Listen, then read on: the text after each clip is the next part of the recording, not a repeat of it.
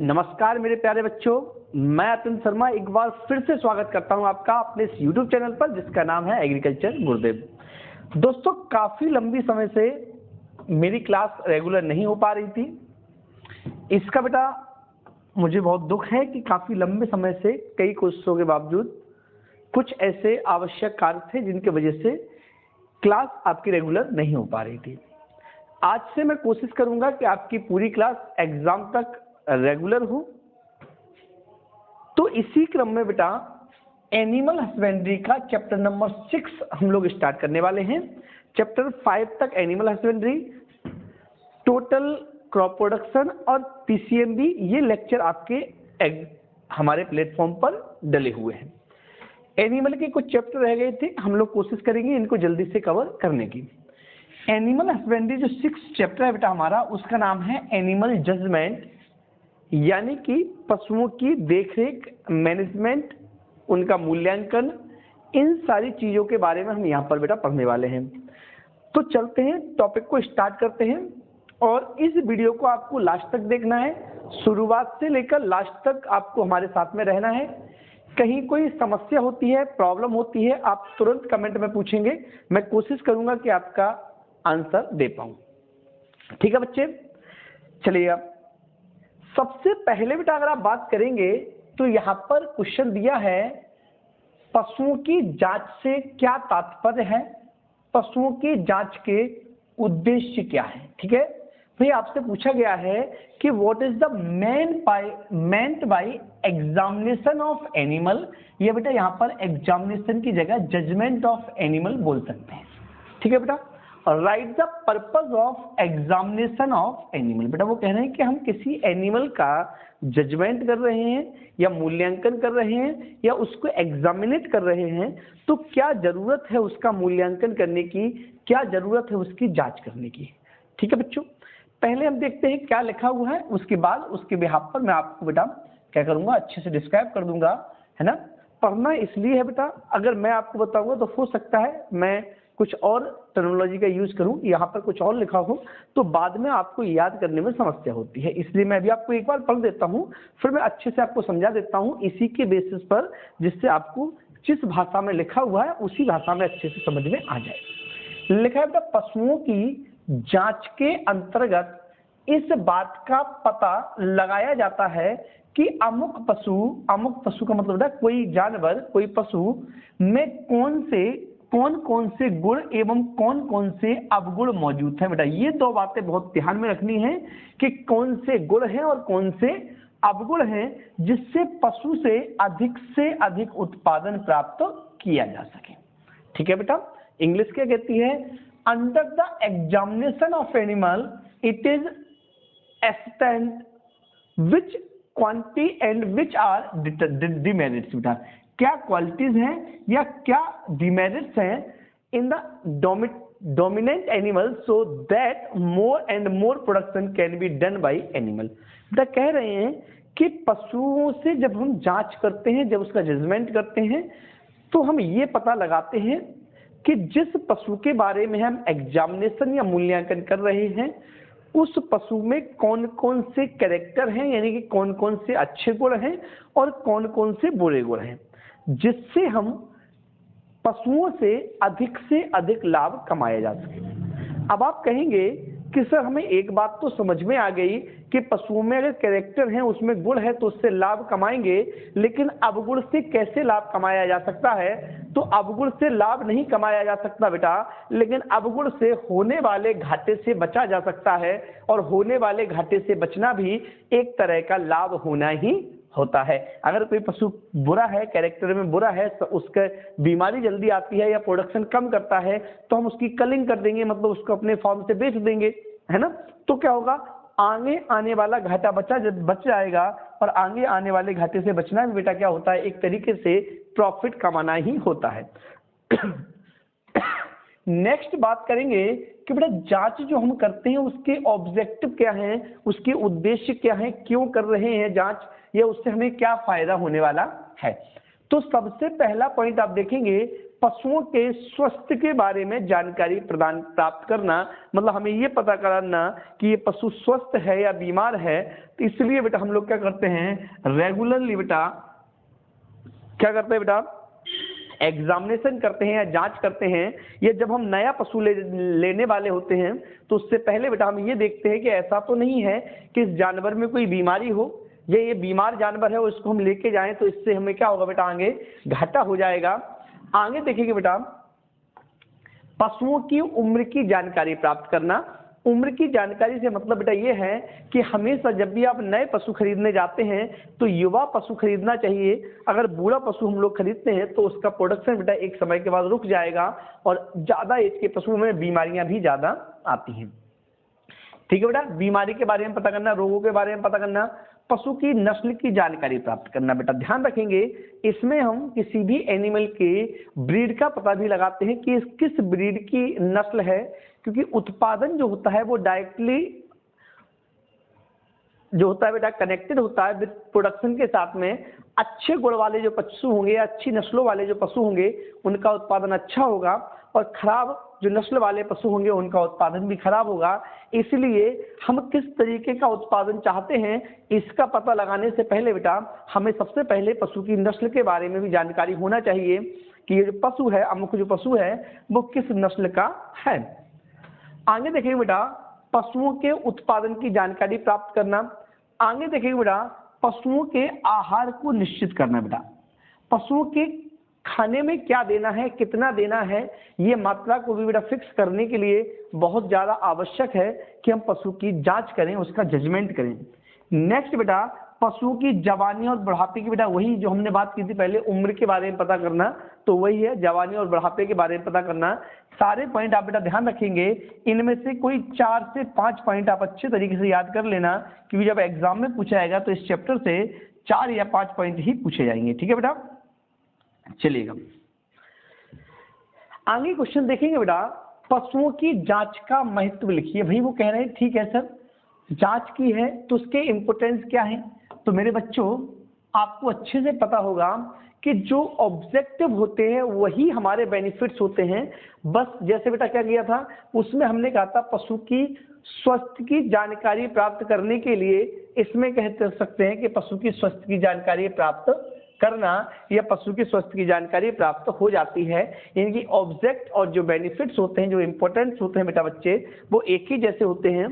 बस होता यह है कि जो ऑब्जेक्टिव होते हैं उसमें लिखते हैं करना या के लिए, और जो बेनिफिट्स होते हैं या जो इंपॉर्टेंस होते हैं उसमें लगते हैं ता है ती है लग जाता है। जैसे लिखेंगे पशुओं के स्वास्थ्य की जानकारी प्राप्त हो जाती है ना, पशुओं की उम्र की जानकारी प्राप्त हो जाती है, तो हो जाती है लगा देंगे बेटा, तो ये बन जाएगा इम्पोर्टेंट, और करना लिखा होगा या के लिए लिखा होगा बेटा तो वो है ऑब्जेक्टिव। ध्यान रखेंगे बेटा, करना या के लिए लगाते हैं तो ऑब्जेक्टिव है, उद्देश्य है। ध्यान रखेंगे बेटा, ऑब्जेक्टिव है या उद्देश्य है बेटा, ध्यान रखेंगे। और अगर महत्व या लाभ पूछी है बेटा तो जाता है जाती ही लगा देंगे, है ना, जाता है या जाती है बेटा। ठीक है, जैसे बेटा उम्र की जानकारी हो जाती है ना, क्लियर है बेटा, तो जाता है या जाती ही लगा देना। बाकी सारे के सारे पॉइंट बेटा एक जैसे होंगे, जो आप उसमें पॉइंट पढ़ोगे वही पॉइंट आपके यहाँ पर काम आने वाले हैं। अगले बेटा क्वेश्चन पे हम चलेंगे। तो अगला क्वेश्चन देखेंगे, स्कोर कार्ड बनाते समय निर्णायक या पशुपालक को कौन कौन सी बातों का ध्यान में रखना चाहिए। बेटा ये ध्यान रखेंगे बेटा, वो ये कह रहे हैं कि जब भी आप स्कोर कार्ड प्रिपेयर करते हो, क्या प्रिपेयर करते हो बेटा, प्रिपरेशन ऑफ स्कोर कार्ड। जब आप स्कोर कार्ड प्रिपेयर करते हो तो जो स्कोर कार्ड प्रिपेयर करने वाला जज है, ये जो स्कोर कार्ड प्रिपेयर करने वाला फार्मर है, उस फार्मर को क्या क्या जानकारियां होना प्रमुख रूप से आवश्यक है, या उसको किन किन बातों के बारे में पता होना चाहिए। ये बेटा अगली बात करेंगे, इंपोर्टेंट क्वेश्चन है बेटा, इस क्वेश्चन को बहुत अच्छे से याद रखेंगे आप, और उम्मीद ये रहेगी कि 2024 में ये क्वेश्चन ऐसे कैसे छप के आपके एग्जाम में आ जाएगा।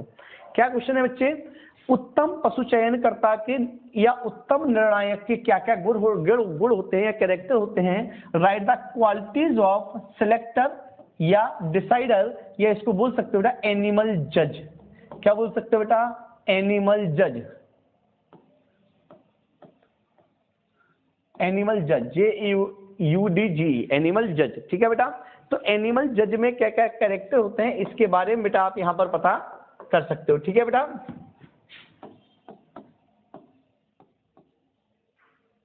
आगे देखेंगे बेटा, अच्छे पशु का चुनाव करते समय चयनकर्ता में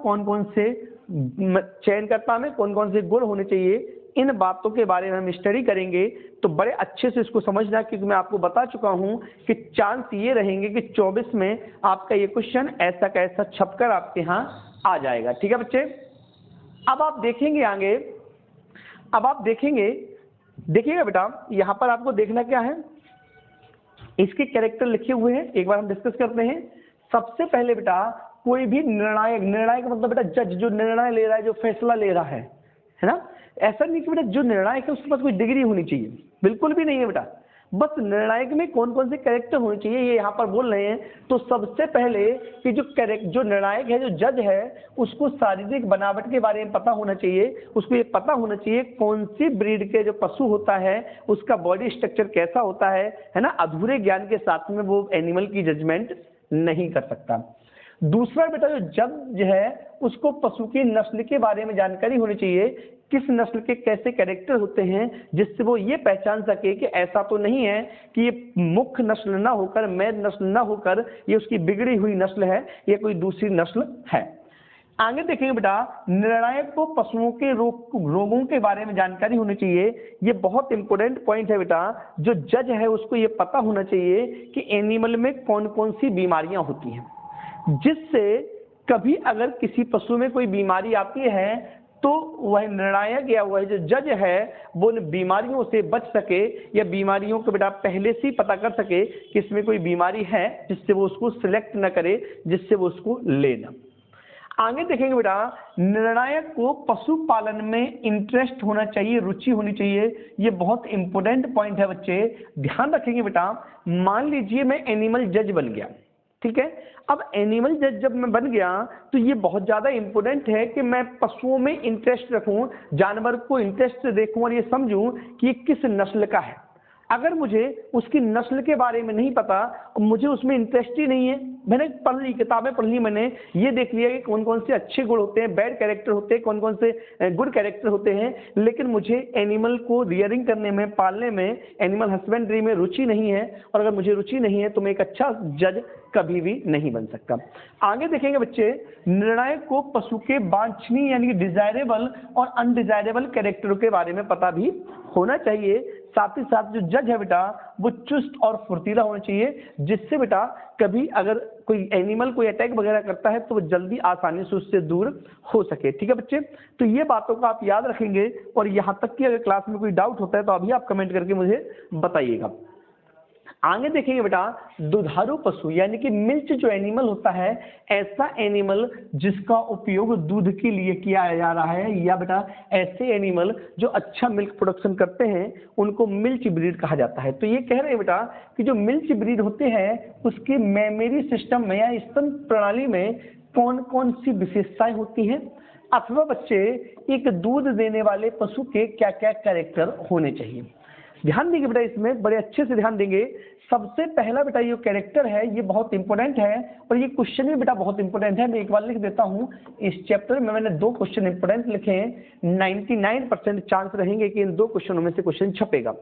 देखिएगा बेटा क्या है, सबसे पहला देखिएगा बेटा, पशु का शरीर जो है बेटा वो त्रिभुजाकार होना चाहिए। ये बेटा हम कहें ट्रायंगुलर शेप में होना चाहिए, या बेटा कभी ऑप्शन में पूछ सकते हैं एंगुलर शेप का होना चाहिए, कोणीय होना चाहिए, कोण के आकार का होना चाहिए, या एंगल के आकार का होना चाहिए। दूसरा बेटा जो एनिमल है वो नस्ल के अनुसार स्वस्थ नहीं है बेटा, शुद्ध है, शुद्ध। क्या है बेटा, नस्ल के अनुसार शुद्ध होना चाहिए। ध्यान रखेंगे बेटा, जो एनिमल है वो नस्ल के अनुसार कैसा होना चाहिए बेटा, शुद्ध होना चाहिए। The animal should be pure. क्या बेटा, the animal should be pure according to the breeds. बेटा ब्रीड्स के अकॉर्डिंग क्या होना चाहिए, प्योर होना चाहिए। कभी बेटा अगर कोई अच्छा एनिमल होगा, प्रोडक्टिव एनिमल होगा, तो उसकी जो त्वचा होगी, त्वचा मतलब होता है स्किन जो होगी बेटा, वो सॉफ्ट होगी यानी कि मुलायम होगी। इस बात का भी आपको ख्याल रखना है। इसके बाद बेटा जो अडर है, अयन जो है बेटा वो डेवलप डेवलप होना चाहिए बेटा, अडर कैसा होना चाहिए, डेवलप्ड होना चाहिए, डेवलपमेंट होनी चाहिए अडर का, वेल डेवलप्ड होना चाहिए। पशु की अयन की त्वचा भी बेटा कैसी होनी चाहिए, मुलायम होनी चाहिए। तो इन बातों का बेटा आप ध्यान रखेंगे। इसके बाद और बहुत सारे पॉइंट हैं, है ना। उसका बेटा क्या होना चाहिए, जो त्वचा है वो तेली होनी चाहिए, तेल जैसी होनी चाहिए, चमकदार होनी चाहिए। आगे बेटा हम बात कर सकते हैं कि जो उसकी मिल्क वेन्स हैं वो उभरी हुई होनी चाहिए, दिखाई देनी चाहिए।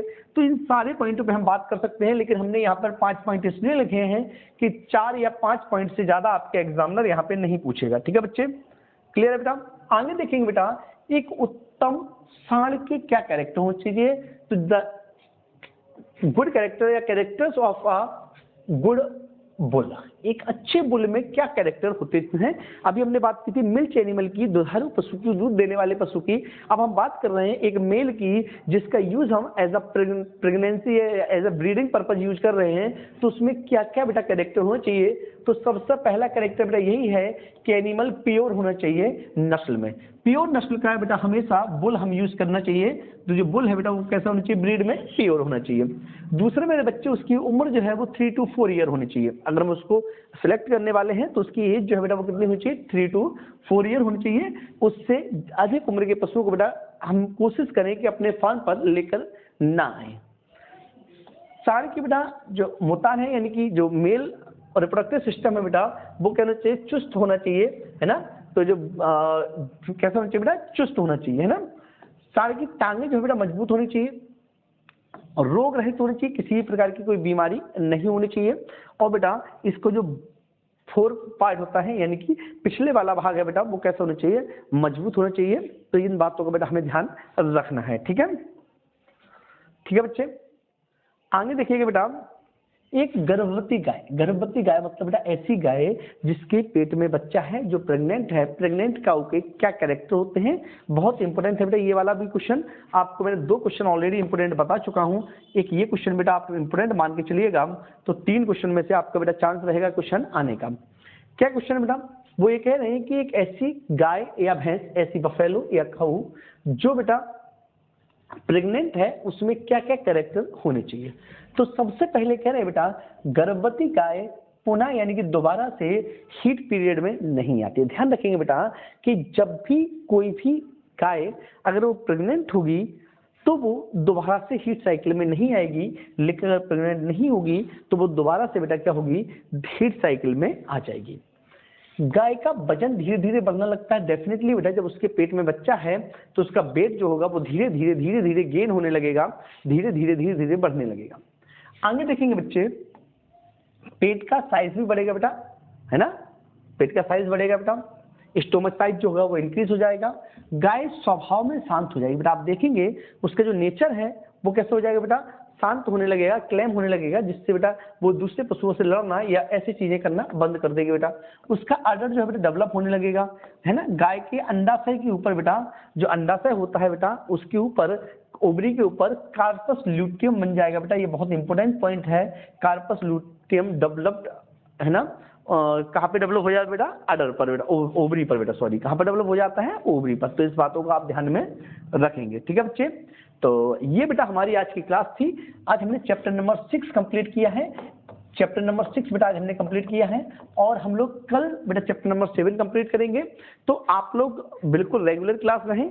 कल से बेटा मैं कोशिश करूंगा कि रेगुलर क्लास आपके लिए अवेलेबल हो पाए, है ना। तो मिलेंगे बेटा कल से नई क्लास में, तब तक के लिए टेक केयर, बाय बाय। और जो क्लास का टाइमिंग रहेगा बेटा वो यहाँ पर 6 PM से क्लास का टाइमिंग रहेगा।